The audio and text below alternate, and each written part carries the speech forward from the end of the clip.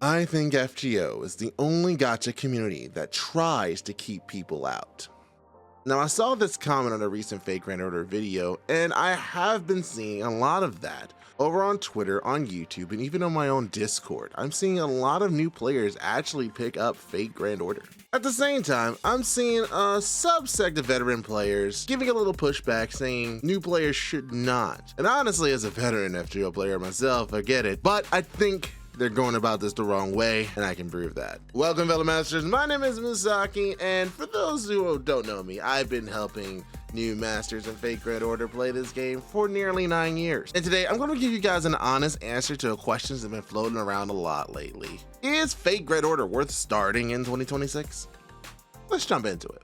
So before we get into it, we do have to acknowledge the flaws that Fake Grand Order has. The gacha rate is really bad. Even though there is a pity, it still isn't repeatable at the time of this recording. The leveling does take a while to level up your servants. There isn't just a quick button to just get everything leveled up if you have all the materials. The grind can feel like it takes a long time, especially because there is no sweep feature or auto button to kind of get through a lot of the monotony. It doesn't have a PC client or anything. The UI, very clunky. This is a nearly 11-year-old game, so there's a lot that's trying to throw at you that can be a little confusing or unintuitive, like trying to figure out just how many servants you've rolled and how close you are to pity.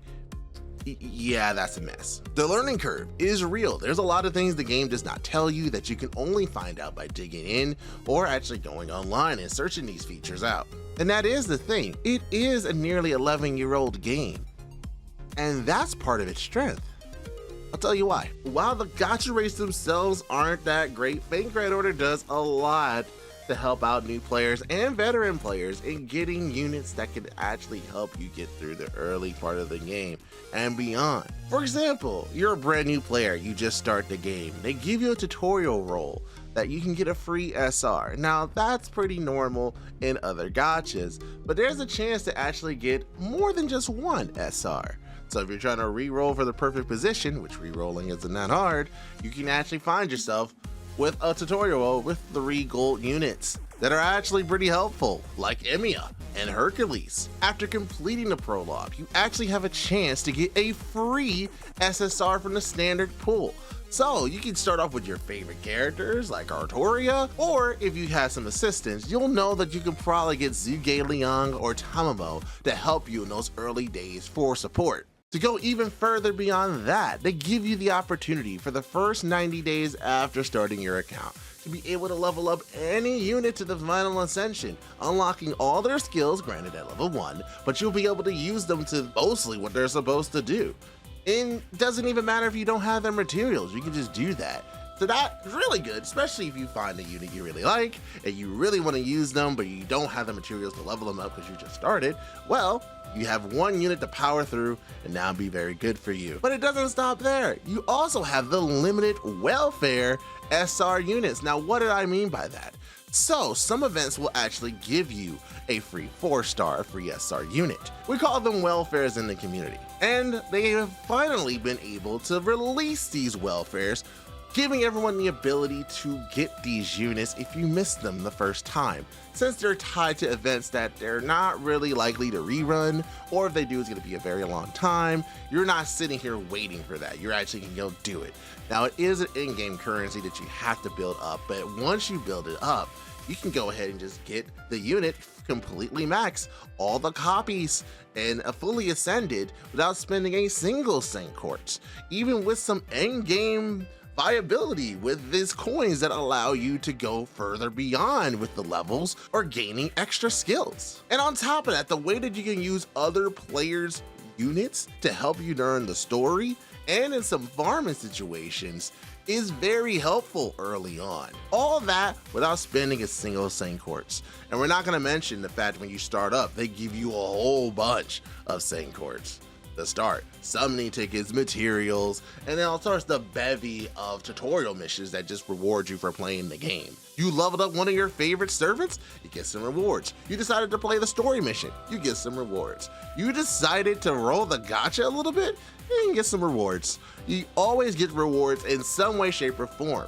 And then finally, We have craft essences. Unlike current Gacha games, craft essences aren't these things that are explicitly tied to the units that you need to bring out the most optimal position. These craft essences just help out the servant either get their noble phantasm quicker, or helps out with their stats, or gives them some meaningful effects that get over their shortcomings. And just like event servants, you had event craft essences that would be very helpful that you could just no longer get.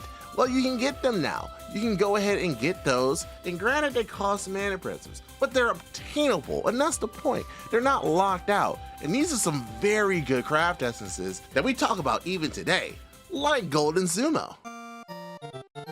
With Golden Sumo, let's our NP on turn 1. Golden Sumo, or save them for Golden Sumo. Of a Golden Sumo drop. Golden Sumo, Sumo Unlimited, fucking Sumo. So all that being equal, a new player is going to have a lot of opportunities to be able to get a lot of things that they missed out in these past 9 years that the game's been out for. And they're going to go ahead and take it slow while they're enjoying the story, because yes, one of Fate Grand Order's biggest points is the story is immaculate. The whole entire first arc, you'll see people praise. There's a reason why certain chapters of this story became animes and movies. I've seen a sentiment to where you don't really need to play Fate Grand Order to enjoy the story. You can just go ahead and watch it on YouTube. And I really feel like you're missing so much when you're not experiencing it yourself.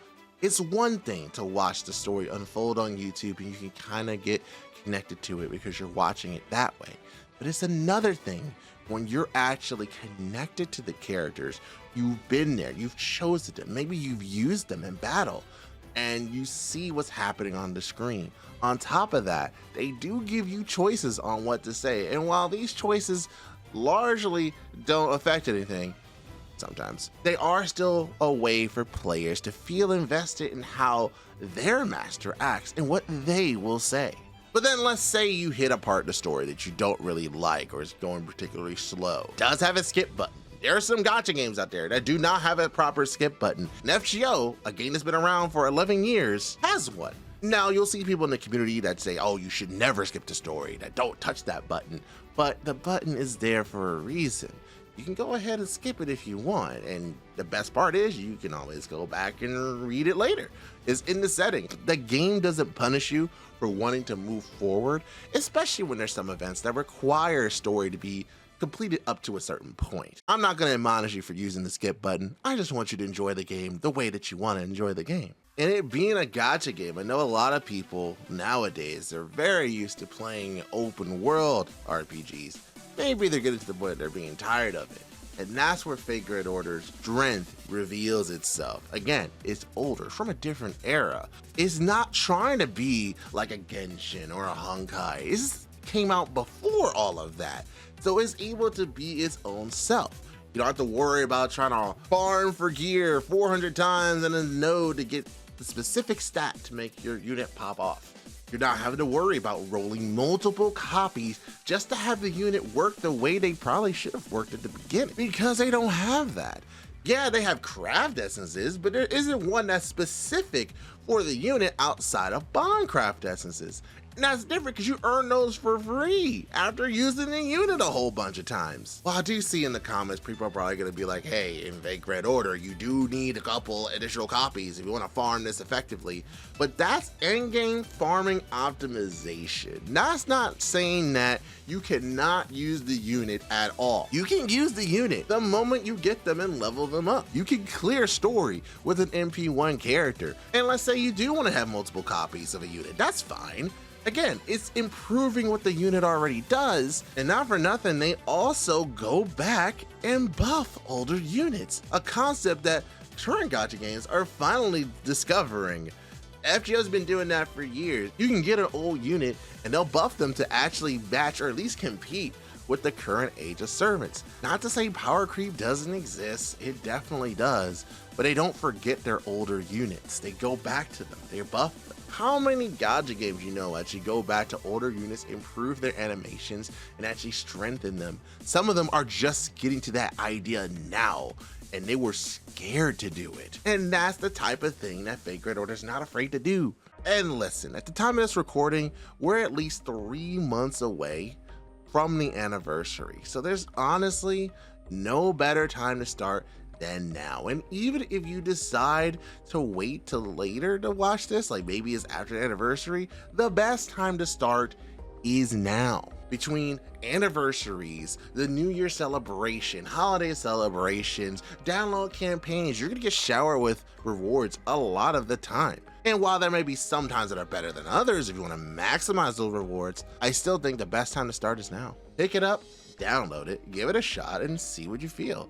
If there are really some things that you want some help for, I do have a lot of older guides that kind of help and still relevant, but I will be actually making an updated version of this guide specifically due to the sheer amount of new players I am seeing. So if you need help with anything, whether it be boss guides, event guides, I got you covered. Even if you don't really just come to watch me, there are other awesome content creators that have been doing this for a while and some new ones that will get you through. We'll make sure you have the tools to be able to enjoy Fate Grand Order and have some fun. And if you want to see that new beginner's guide video when it comes out, make sure you subscribe so you don't miss it. But tell me, fellow master, are you wanting to give FGO a shot? Have you tried it before and dropped it and thinking about coming back? Or have you been playing Fate Grand Order for a very long time and you're just here to see what I got to say and see what new players have to say? Why don't we go ahead and talk about it in the comments? Leave a comment down below. Let's have a discussion. And I look forward to seeing what you guys have to say. But all right, everyone, I really appreciate it. Make sure to like, comment, and subscribe like I said, and we'll see you